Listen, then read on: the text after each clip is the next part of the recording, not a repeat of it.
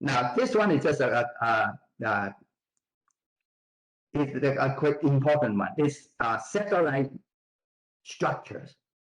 Okay, now the difference between satellite structures is you don't have, if you have say certain things on the ground, okay, they are fixed, and when satellites fly over China, even an angle is very large, you can still destroy them.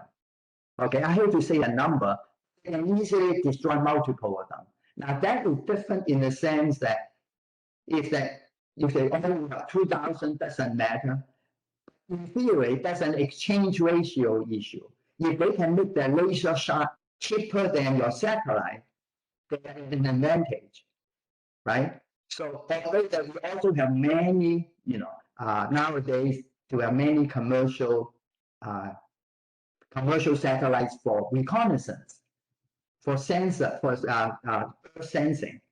Well, if all these satellites went into a war, if they keep hitting our thing cheaper than our satellite, that is a problem because of the high angle. So we need to do something about that too. Okay. And so the question is, people usually don't say, what kind of power do you need? Okay, so my estimate is currently we can do maybe 100 kilowatt chemical laser. We can do that. China can do that. But when you go to the high hundreds of kilowatt, or especially when you go to megawatt, then you are really talking about business. I think the DIA is talking about that range. The high hundreds or in the 1 megawatt and up, then many of the external structure can be destroyed, including most important, the solar panel, because that is soft. So now we're talking about exchange ratio.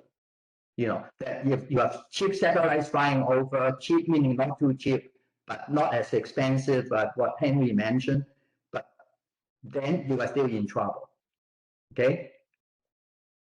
So what do we do? Well, for the very sensitive one, because somehow to make it resilient, and also you also try to proliferate, all these are common sense things. Okay. The last one is that you better prepare. If the exchange ratio is bad, you might really have to attack a source. Because they have these sliding roof ones. Maybe it's too easy to destroy them. You have to think about those things. Even though this attack a source is deep into the Chinese thing, but that's something you think about. Okay. So now let's go to the next one. Okay. Now this one is what Henry and I really worry about if they go for mobile. Okay, now Russia, by the way, this one is focusing on China. Russia beginning to have the mobile one. Okay, so the mobile one, they want to protect something that they don't want us to see, for example. Okay, so if the Chinese has this mobile laser, okay, they can destroy both sensor and structure. But the good news is, if it's megawatt, it is not easy to make it mobile. Okay, so that's the current technology. Okay, but if we are talking about in the 2030s, well, then nobody knows. Okay, so if they can have those satellites can destroy the outside, then we are really in trouble. Then it comes to the point that Henry is making. Maybe we should have some negotiate some diplomatic measures for two reasons. First, we want them to agree to it. But the second, if they don't agree to it, when we do something, saying that because they don't agree to it, we got to do this, attack a source. At least our allies are agreeing with us. These things have to determine in peacetime. Okay, so what do we think about? We say should negotiate diplomatic measures with our adversaries that would provide warning, timely warning. So how do we do that? We would to register all mobile dual-use lasers. Okay, and require them to announce if they want to move from that, they will tell us a month in advance. Okay, and demand that when they move, they have to broadcast in real time their new locations. Now, it doesn't mean we have to do any other things. See, the problem with arms control often is when you do that, when they agree to it, you don't do anything else. But the point is, you still have to try to detect them if they secretly try to hide it and so forth, and then you can attack them. Okay, but there's more to say. So finally, let me go to the last chart, and then still leave. Well, it's now only about 15 minutes for you guys to ask questions. Now, there's two views. First is kind of my current view is pretty pessimistic because all these threats we don't learn it yesterday. We learned more than that, a decade ago. Okay, and what we have done is, oh yeah, it's very threatening, and we stop there. We never talk about solutions.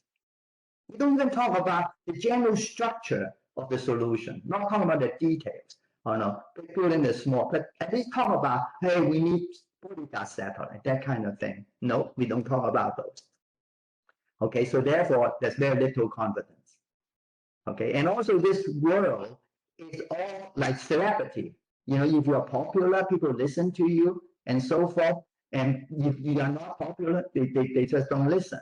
And I'm not popular anymore. So even Henry, one voice is not enough. So that's the problem that we are facing. So we need your guys' help. I'm really impressed by the bio of all these, how many, 75 of those? I mean, I'm surprised that Henry can get so many of you in this group. It's really amazing. Okay, but let me tell you some final good news. The good news is, number one, you get a dozen highest level space officials to say this is a serious threat. No solution, but at least they said it's a threat. Okay, these are all top guys.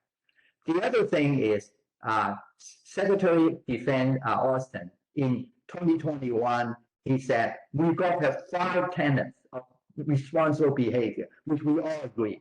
Okay, the first one is about you have to be a deal we got. The third one is very important.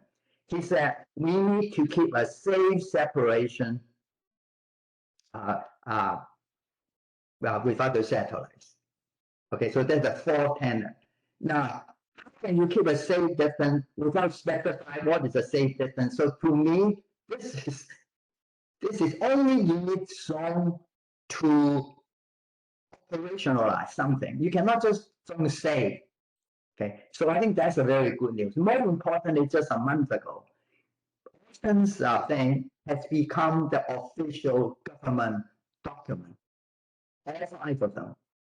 Okay, now in that situation, the only thing is to ask why, how are you going to implement it? If you can ask that question and somebody willing to answer it, you really get it done.